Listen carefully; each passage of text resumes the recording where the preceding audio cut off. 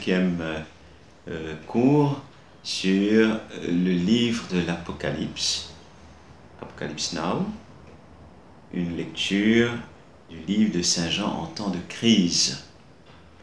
Et ce livre est connu, pas trop connu, on va dire, qu'on n'ouvre pas, qui se trouve dans le dernier, parmi les derniers livres de la Bible, où Jean, à la fin du 1er siècle, l'an 94-95, il va recevoir une vision du ressuscité, de Jésus lui-même, qui va lui demander de mettre par écrit tout ce qu'il entend.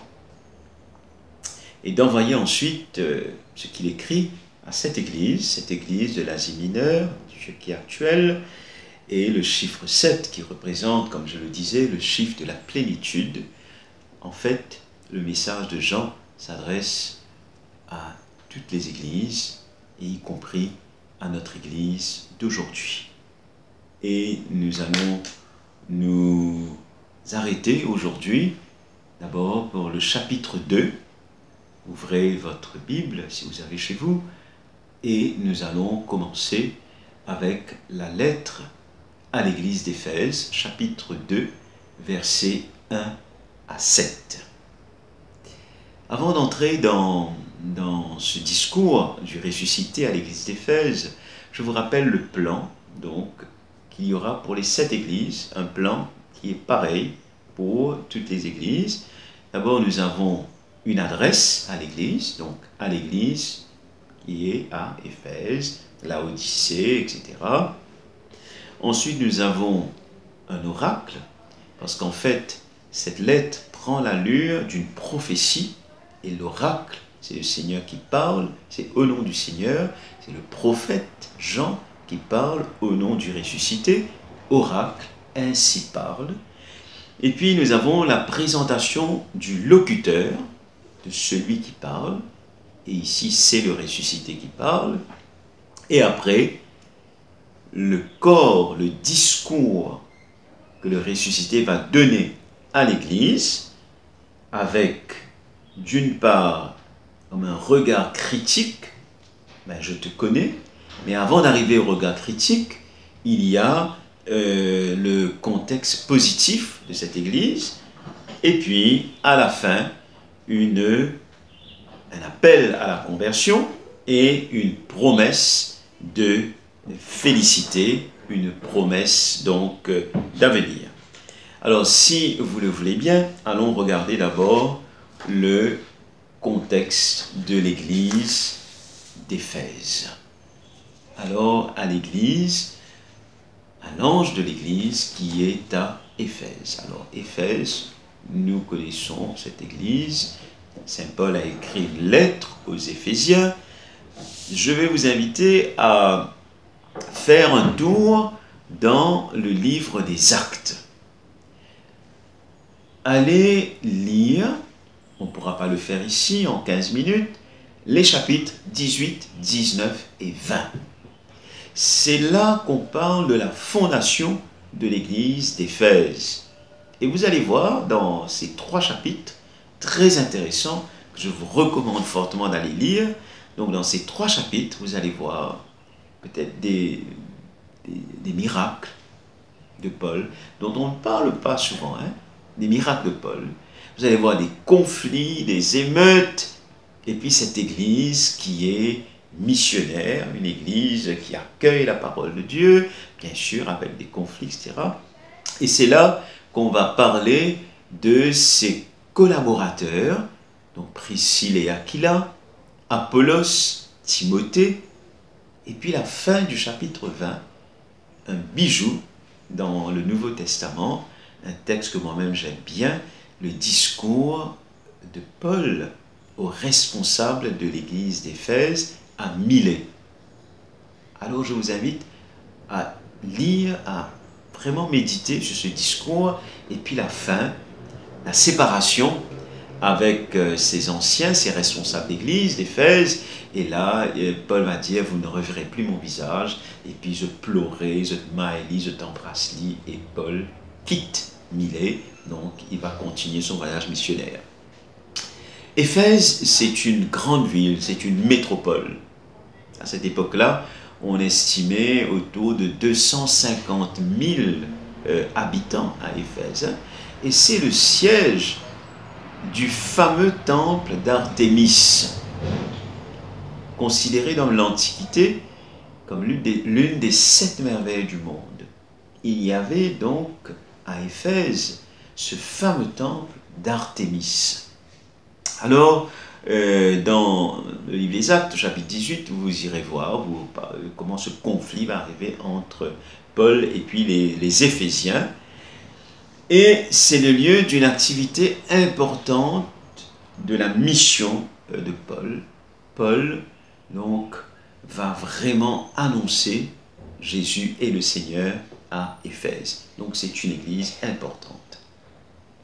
Alors, la première église qui est citée ici, parmi les 7, c'est Éphèse, donc dans l'Asie mineure.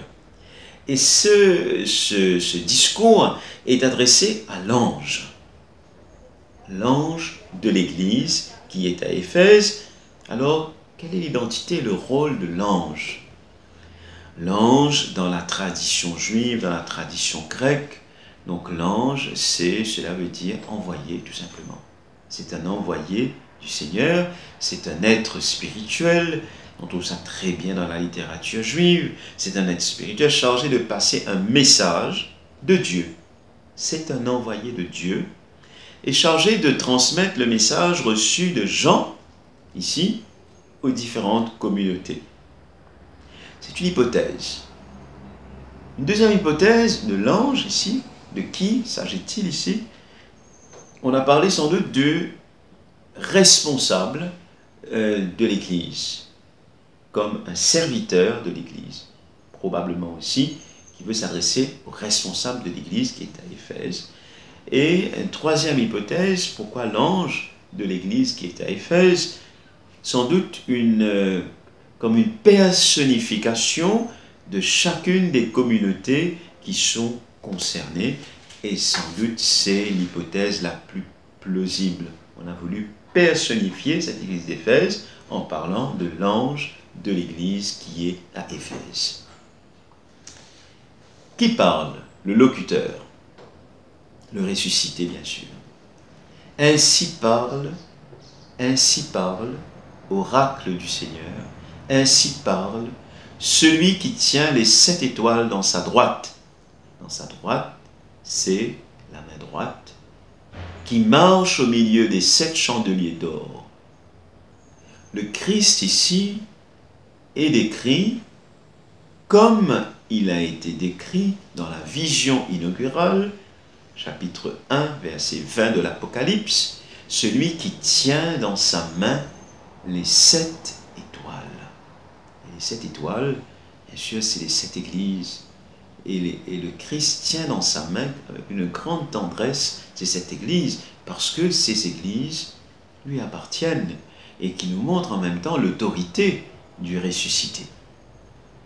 Il est dans une position dynamique, il marche.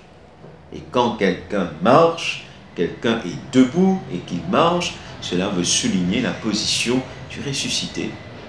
À la manière de Dieu, dans la première alliance, qui marche au milieu de son peuple, qui accompagne son peuple dans le désert, qui marche. Je marcherai au milieu de vous, que vous trouverez dans le livre du Lévitique, chapitre 26, verset 12. Dieu qui marche avec son peuple. Le ressuscité marche avec l'Église qui est à Éphèse.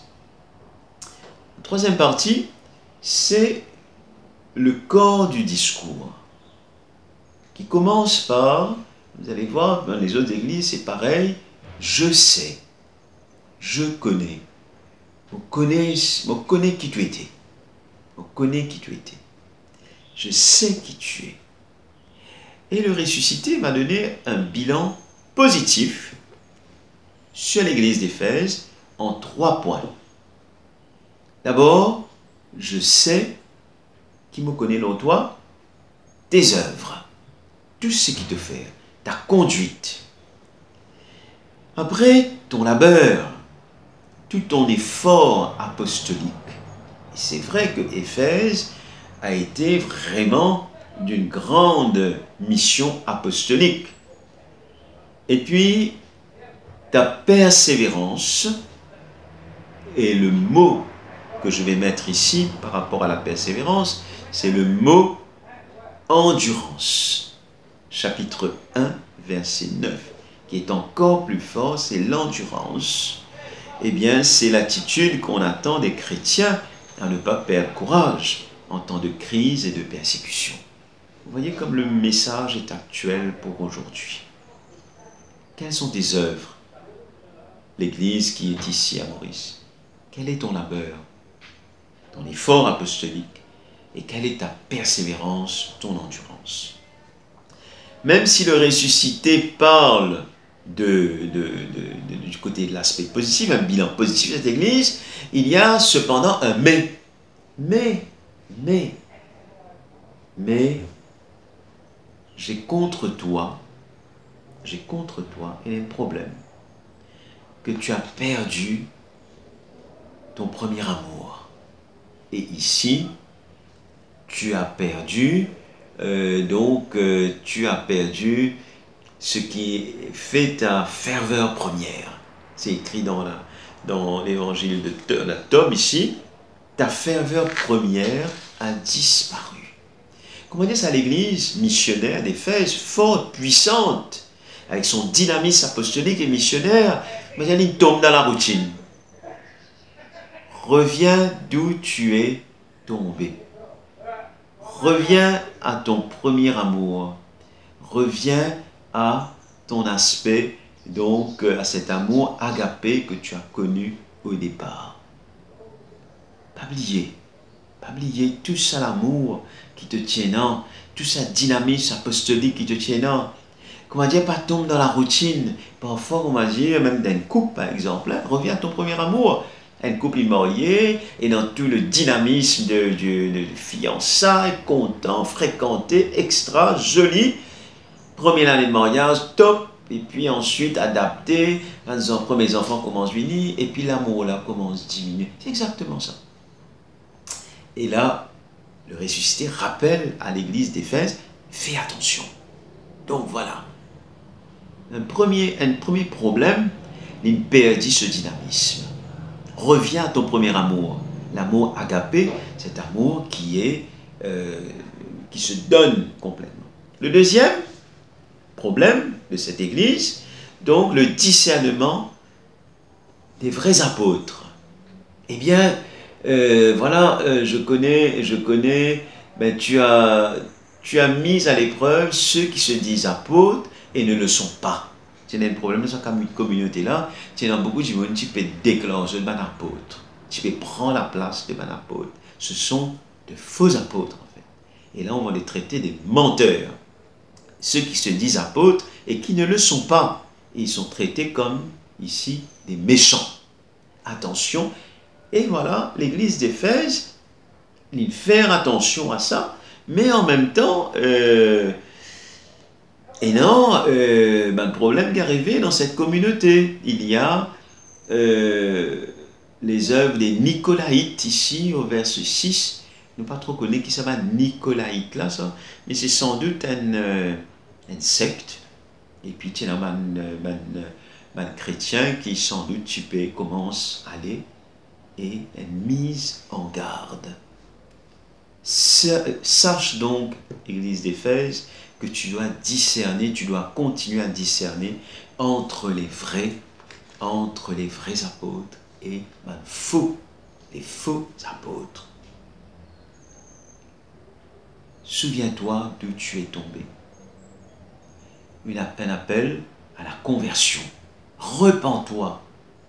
Accomplis les œuvres d'autrefois. Reviens encore sur les œuvres, tes actions, ta conduite. Reviens, la conversion.